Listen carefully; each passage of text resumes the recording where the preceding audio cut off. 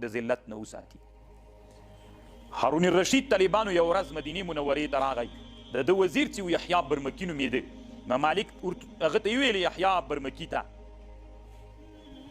د هارون الرشید ورته ویلې مدینې منورې ته راغی، یحیی برمکي ته ویلې وایي ورسه لاړ سه ما ته امام مالک راوله او ورته ووایه چې کوم کتاب تا جوړ کړی ده چې موطا نومېږي هم در سره راوړه.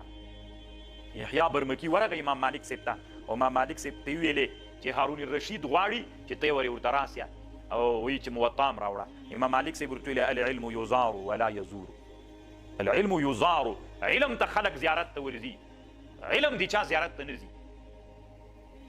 مطلب دا ده چې زه نه درځم.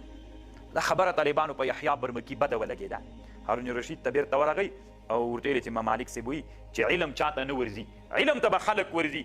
هارون الرشید چې دا خبر واورېده نو امام مالک یې په زوره راوغوښته، قاصد ته یې ویلي چې ورسه په زوره یې راوله. چې امام مالک صاحب ورته راغی، امام مالک صاحب طالبانو ورته وویلې وی ای هارون الرشیده، اول هغه کس نسې چې زیات د علم وکړي، یعنې اولینی کس د تاریخ په هغه کې داسې ونه لیکل سي ګوره چې ضیا د علم کوي. زه خو دې راوستم یا به مې مړ کوي یا به مې وهي، خو په تاریخ کې به دې نوم داسې ولیکل سي چې ضیا د علم یې کړې وله. بیا امام مالک بیرته پرېښود طالبانو په زور. هارون الرشید څومره لوی عادل سړی و، داسې خو نه د طالبانو د خیر القرون خلکو کې تېر سوی. بیا هم هارون الرشید ته امام مالک رحمه الله نه ورتلل، په زور یې وغوښته طالبانو. دومره احترام یې ورته درلود چې موطا د امام مالک که سره راوړه العلم یزار ولا یزور، علم ته به خلک ورځي ته به نه ورځي.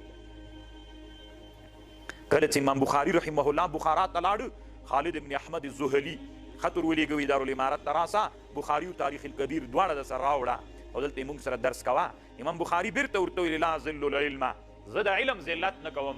په سلفو کې عادت دا ده چې علم ته به ته ورځې، زه هېڅکله علم چاته نه وروړم، که راځې علم ته راسه. بیا ورته ویلې وي ورنغی طالبانو، مخکې مې په تاریخ کې درته ویلي وو، بیا له همدې وجې نه ورسره ورانم. نو که زه وی علم ته تا ته درسمه نو د علم اهانت مې وکړه، علم مې سپک